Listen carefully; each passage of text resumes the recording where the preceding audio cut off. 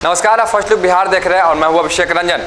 इन दिनों देखिए कि प्लास्टिक का कचरा को लेकर कई ऐसे संस्था है जो लगातार इस पर काम कर रही है कि प्लास्टिक का कचरा किस प्रकार से उपयोग किया जाए, क्योंकि जो प्लास्टिक है उसको कहीं ना कहीं लोग उपयोग करके रोड पर फेंक देते हैं, जिसका कहीं ना कहीं दुरुपयोग होता है। पानी में जाने के बाद मछली अगर उसका उपयोग करते हैं, मछली खराब हो जाती है। यानी बहुत सारे रोड पर अगर फेंका रहता है तो गाय यानी कि जो जानवर खाते हैं तो कहीं ना कहीं परेशानी का सामना करना पड़ता है।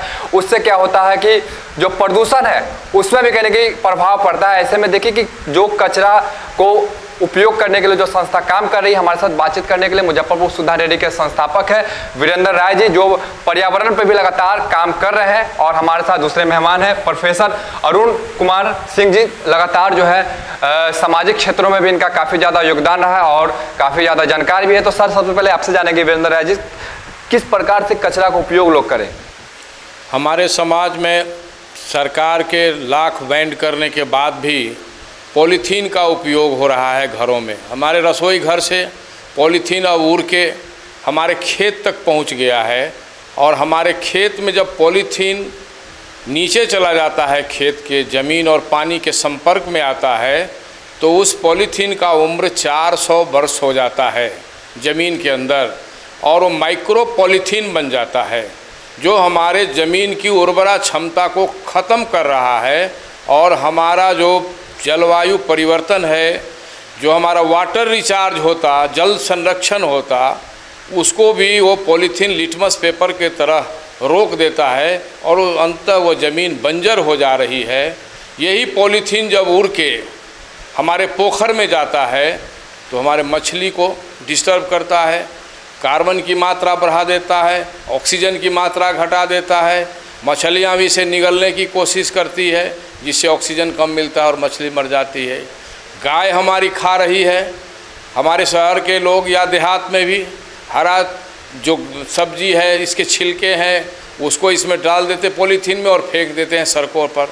गाय खा जाती है, जिससे गाय में भी सारा पोल्यूशन हो रहा है, उसका दूध दुर्गंध कर रहा है, गाय का इंडाइजेशन का प्रॉब्लम हो रहा है। बहुत सारी गाय तो मर रही है, उसके आंत ओझरा जा रहे हैं। तो इस तरह से जो भारत में कृषि में जो क्रांति हुई, हरित क्रांति भी डिस्टर्ब हो रहा है पॉलीथीन से, श्वेत क्रांति भी डिस्टर्ब हो रहा है, दूध की जो क्रांति है वो भी डिस्टर्ब हो रही है पॉलीथीन से, पीली क्रांति जो ऑयलसीड के लिए है वो भी डिस्टर्ब हो रहा है, और नीली क्रांति जो मछली के उत्पादन में हो रहा है वो भी डिस्टर्ब हो रहा है। और ये पॉलीथीन हमारे जीवन को बिल्कुल बर्बाद कर रहा है, और आने वाले पीढ़ी को हम अपना बंजर ज़मीन देंगे, उनको कैंसर देंगे, उनको तरह तरह की बीमारी देंगे। और इस पॉलीथीन का दुरुपयोग बंद नहीं हो रहा है, सरकार सख्ती से इसको लागू नहीं कर रही है। लेकिन एक तरीका है जो सामाजिक परिवेश में हम आप लोगों के सहयोग से और आम लोगों की जागरूकता के कारण इस पॉलीथीन को कैद किया जा सकता है। और इसको पानी के जो बोतल है वो भी ख़राब चीज़ ही है, वो भी बोतल प्लास्टिक ही है, उसमें इसको डाल के कैद करके अपने ज़मीन को बचा सकते हैं। हरित क्रांति, श्वेत क्रांति, नीली और पीली क्रांति को बचा सकते हैं। और इसका उपयोग हम लोग ईंट के जगह पर कर सकते हैं, और इसका नाम पर्यावरणविद ने लोगों ने दिया है इको ब्रिक। आप इसको देख सकते करेंगे इसको सर। देखिए सर दिखा रहे हैं किस प्रकार से प्लास्टिक का उपयोग किया जाएगा, और वीरेंद्र राय जी है जो लगातार पर्यावरण पर काम करते हैं, किस प्रकार से इसको काम किया जाएगा। देखिए, ये छोटा छोटा टुकड़ा कर देंगे हम पॉलीथीन का, और इस तरह के पानी के बोतल में इसको हम बंद करेंगे, और इस सरिया से या मजबूत लकड़ी से हम इसको डालते जाएंगे, डालते जाएंगे, डालते जाएंगे, और अंतोगत्वा ये सारा डाल के जब तैयार हो जाएगा तो इस तरह से इसको हम बंद कर देंगे। और ये पूरा भर गया है डालते डालते, और ये तैयार है।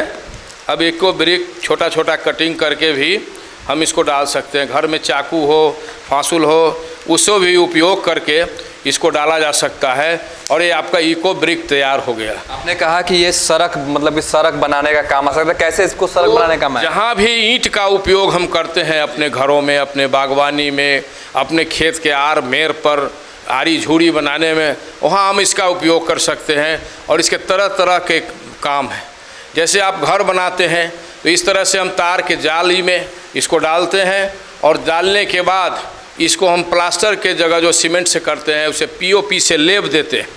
ये इस तरह से फायर प्रूफ भी हो गया। वो पीओपी पर सलाई मारिएगा तो आग नहीं लगेगा, ये तो अंदर है, इसको आग से कोई मतलब नहीं है। और ये फायर प्रूफ भी हो गया। इस पर हाथी चढ़ के कई बार देखा है लोग, आप चढ़ के इसको देख सकते हैं कि इस पर कोई असर नहीं पड़ता है, कोई असर नहीं होता। कितना कुंटल चला, कितना क्विंटल भी इसको डालिएगा ये फटेगा नहीं। इसका टाइट सिर्फ इसमें कचरा डालना है और इसको डालते डालते इतना मजबूत बन जाएगा ये कुछ नहीं है, ये उछल सकता है, कूद सकता है, कुछ नहीं होगा। अच्छा, इसको जो बनाया जाता है तो इसकी बिक्री कहाँ होती है? लोग इसकी बिक्री राजस्थान में बड़े पैमाने पर लोग कर रहे हैं। राजस्थान के लोगों ने कहा, भीलवाड़ा के लोगों ने कहा कि आप वहाँ बनवाइए बिहार में, 10 रुपया में हम इसको ख़रीद लेंगे।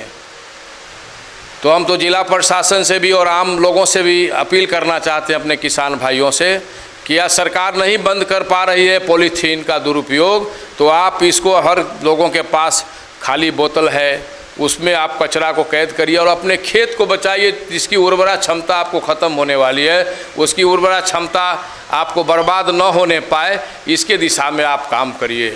तो निश्चित रूप से एक बड़ा काम होगा और जलवायु परिवर्तन और जो अभी पर्यावरण से जो क्षरण हो रहा है उससे हम लोग बचाव कर सकते हैं, जल संरक्षण भी इससे प्राप्त कर सकते हैं। ये बड़ा काम है।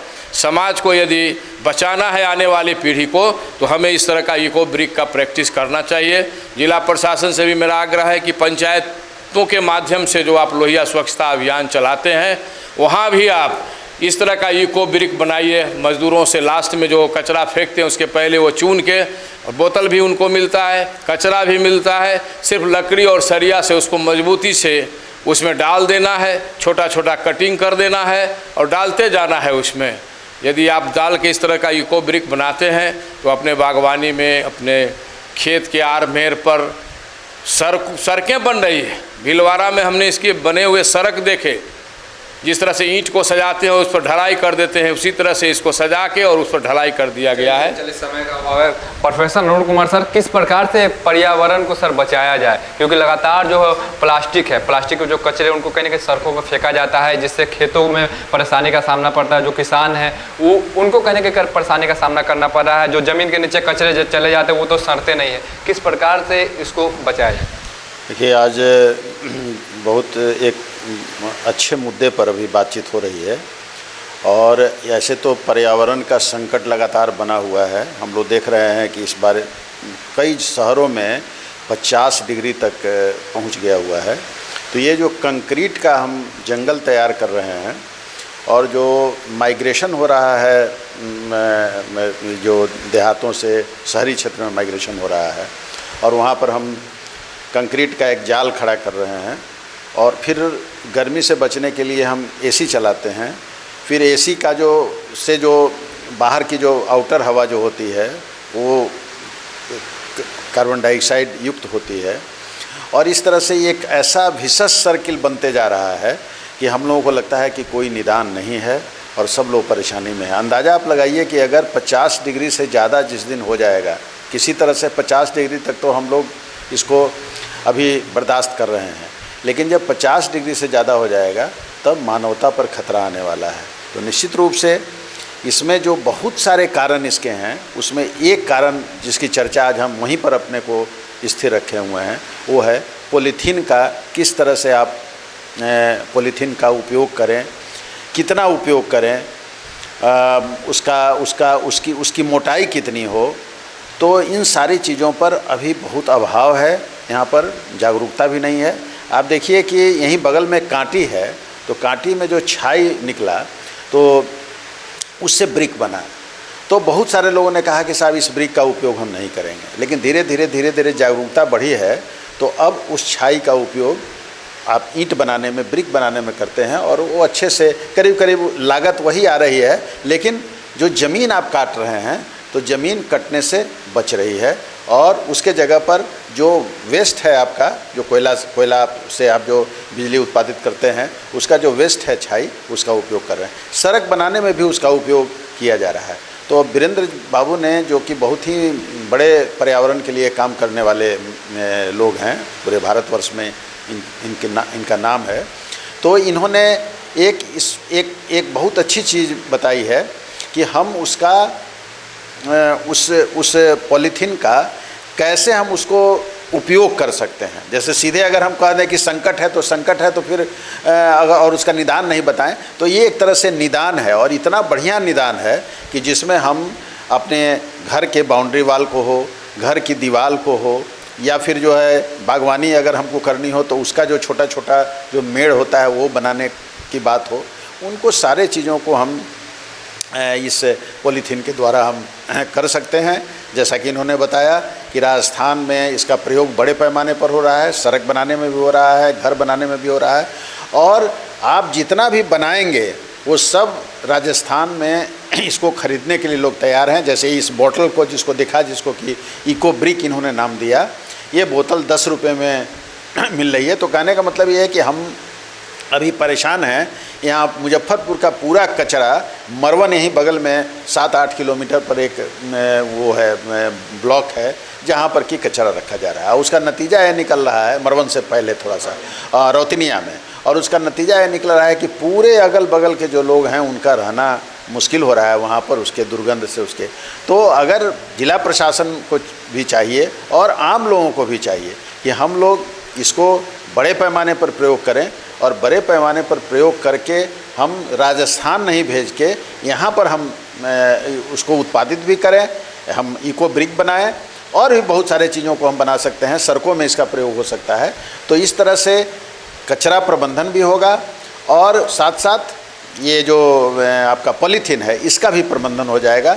नहीं तो एक दिन ऐसा आएगा जबकि पूरे खेतों में एक लेयर पॉलीथीन का जब हो जाएगा तो बारिश का पानी जो है वो रिचार्ज पृथ्वी को कर नहीं पाएगा, और तब जो अंदर का जो अंदरूनी पानी है हमारा, जो धरती के अंदर का, उसका संकट खड़ा हो जाएगा। हमको पानी के पीने का संकट हो जाएगा, जो अभी शहरों में हो गया हुआ है। तो इस पर निश्चित रूप से एक बहुत ही एक महत्वपूर्ण विषय पर आज हम लोग इसको चर्चा कर रहे हैं, और इस पर बहुत ही ध्यान देने की ज़रूरत है। वीरेंद्र जी, इस पे और भी आगे क्या हो सकता है? प्रशासन से क्या अपील करेंगे? आम लोगों से क्या कुछ अपील करेंगे? प्रशासन से हम अपील करेंगे, पंचायतों में जो लोहिया स्वच्छता अभियान चलाते हैं उसमें इको ब्रिक बनवाएं, और इसका बड़े पैमाने पर अपने यहाँ भी उपयोग होगा, और इसका उपयोग राजस्थान और मध्य प्रदेश में लोग कर रहे हैं, वहाँ इसकी बिक्री हो, ताकि एक जो इकोनॉमी है वो गांव में कम से कम डेवलप हो, और लोगों के बीच इसका प्रचार प्रसार हो। इसके उपयोग और दुरुपयोग का प्रशासन द्वारा प्रचार प्रसार से एक्सटेंशन हम चाहते हैं कि इस पर हो।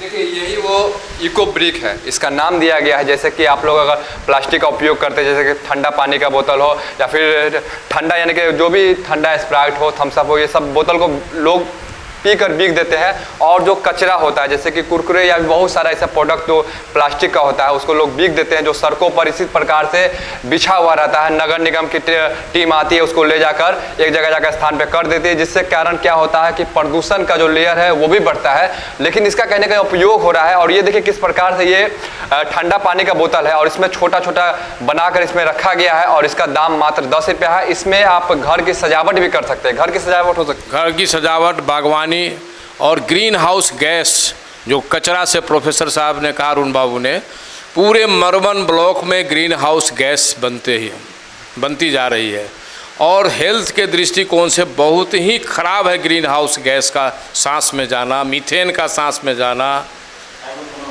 कार्बन मोनोऑक्साइड का जाना, और ये इस कचरा से ही पैदा होता है। इसको हम लोग आसानी से चाहें तो कैद कर सकते हैं। और देखिए खास बात ये भी इसमें है कि ये स्वरोजगार का भी काम कर सकता है। जैसे कि कचरा को आप तो फेंक देते हैं, उस कचरा का अगर आप चाहेंगे तो उपयोग कर लेंगे। जो कचरा वाले जो चुनने जाते हैं, कचरा को चुनने जाते हैं, वो भी ये काम को कर सकते हैं, और इससे कहने के रोजगार को उत्पत्ति हो सकती है। और कितना फ़ायदा होगा इससे?